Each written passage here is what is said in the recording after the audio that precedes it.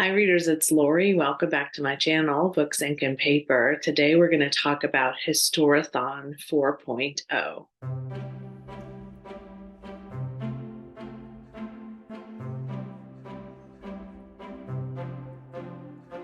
Historathon is a read-along, a month-long in November that is hosted by Lindsay at Lindsay's Little Library, Amanda, whose channel is now called The Middle Shelf, and Gloria at, what is Gloria's name? Gloria Z. Thompson.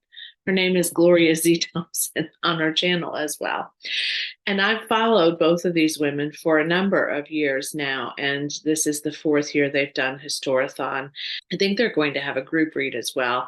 Don't ask me what that group read is because I don't remember. It wasn't one that I was planning on prioritizing, but they are going to have a group read and a discussion on that. And then they each have 3 prompts. So you can pick one prompt from any of them, or you can pick multiple prompts from each of them. My prompt that I know I will be reading, it will be the book that follows a prompt from Lindsay, which is to read a book that's recommended by a favorite book content creator. The other 3 I may get to, may not. So I picked 4. So one is a must read for Historathon. The other 3 are, I'll get to these if I don't get too bogged down in nonfiction November, which I'm also really looking forward to in November because I want to read more nonfiction before the end of the year.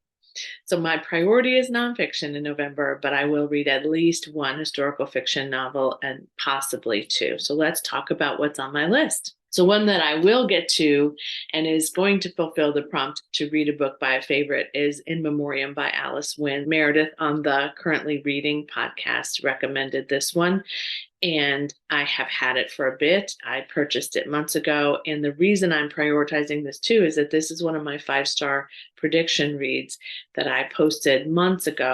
I've not done well at getting to those. I've only read one of them. So I really want to get to this one in November.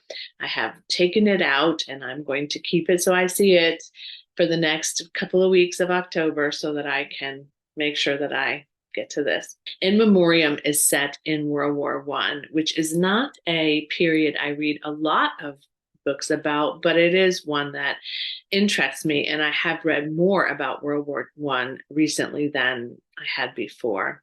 It follows 2 young men, Henry and Sidney, and they are in a boarding school in the countryside of England when the war breaks out. And Henry is part German, so he is really feeling a conflict about what's happening in the world. And also, he is feeling conflicted because internally he is falling in love with Sidney. To kind of support the war and also maybe to get away from these feelings that he's struggling with, he enlists in to serve.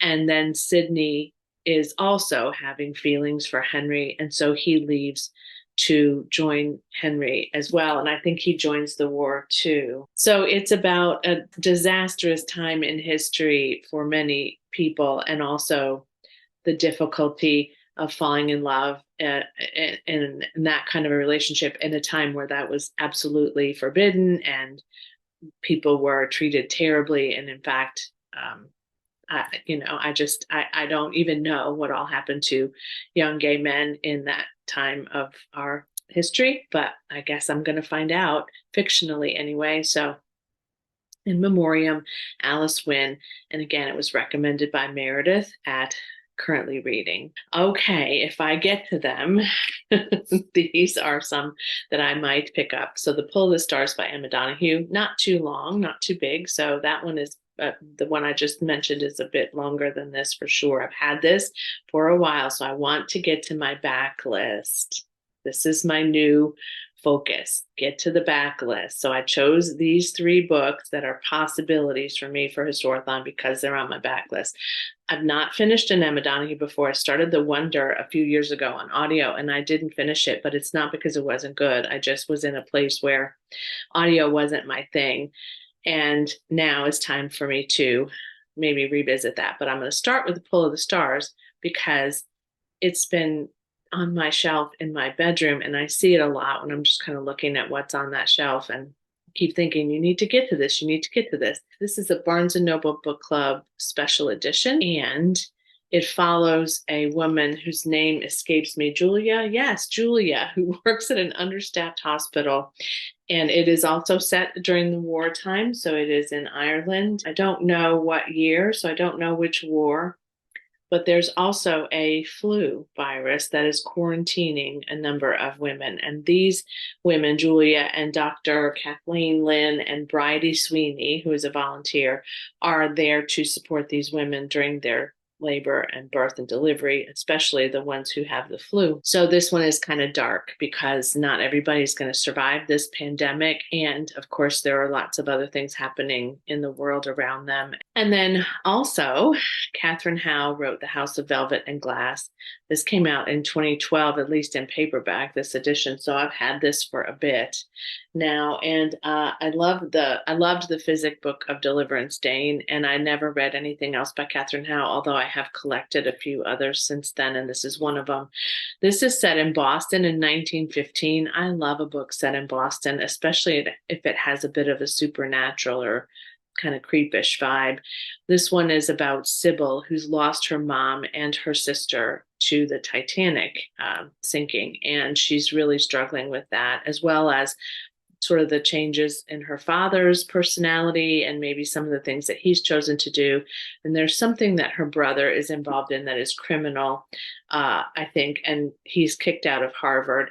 And he also then falls under the sway of a strange woman. So Sybil becomes involved, I think, in trying to sort of rescue him from this strange woman, but she's also somehow involved with a medium who is trying to tell her what to do as a result of all these things that are happening around her in her life. It sounds really fascinating. It's kind of a nice add-on to October, right? So we're going into maybe a kind of a supernatural historical fiction piece. I love this cover. I mean, goodness sakes, how could you not love that cover with those bright colors? And I wouldn't mind getting to this one. It's a little bit thicker, but yeah, it's a little bit chunkier than The Pull of the Stars. And then the chunkiest one of these three is The Lake House by Kate Morton. I received this ARC copy as a gift from a friend, and I don't remember if she read it or not. My friend Heidi gave this to me a while ago, and she knows that I'm a fan of Kate Morton, and I am a fan, but I have to say, I have a lot of her backlist to read. So this also has been on my shelves for a bit, I think since 2020, but maybe even before that. And I would like to get to this one. I think the plot of this is just fascinating. I don't know what's kept me from getting to it. It is a chunker, although ARCs often are pretty large print, but I mean, it's still a chunker. There's no question. I do have this on audio. I could do both and see if I can get through it faster. This one follows Alice Edvane, who was a famous crime writer, and as Kate Morton's often are, it is dual timeline. So it's Alice's past when she was a crime writer and investigating crimes in 1933. And then also, she's been trying to discover what happened to her brother Theo, who was 11 months old when he disappeared. So, all these years, Alice has mourned the death of her brother and has, aged, obviously. And I think she's in a care facility at this point, if I remember right. And Sadie is a detective who reopens the case and then reaches out to contact Alice to get her take on it and see if she can assist in finding out what happened to Theo. I started this a while ago. Actually, when we first moved into this house, I started this. I did not get very far. And I just wasn't in a place. We were moving and adjusting, and, it just wasn't a good time for me to sink into this one because it is quite. You have to pay attention to Kate Morton's because they do go back and forth, and they're really rich in description of the people and the atmosphere and place and the time period and what's happening and all of the details. Kate Morton really focuses on those, but I would like to get to this. And if I really like it, then I'll replace this copy with another version of it, maybe one that looks more like the ones I have, and then I'll probably gift this to somebody. So if you're looking for that, in the future, you might want to encourage me to read that in this next few months, right? So that is my possible TBR for Historathon, with the absolute commitment to In Memoriam. And then we'll see what happens with the others. And I'll be back soon with a TBR for Nonfiction November as well, because I'm really excited about that readathon too. And I have a couple books that I am picking out now and finalizing. So we'll see where that goes. So thanks for joining me today. Let me know what you're reading for Historathon 4.0 and which one of the prompts you've chosen. If you haven't watched any of those channels, I encourage you to do so. They all provide a lot of great content. I appreciate all of them, and I've followed all of them for a bit of time. So support your other booktubers and their readathons. And as always, happy reading. Bye.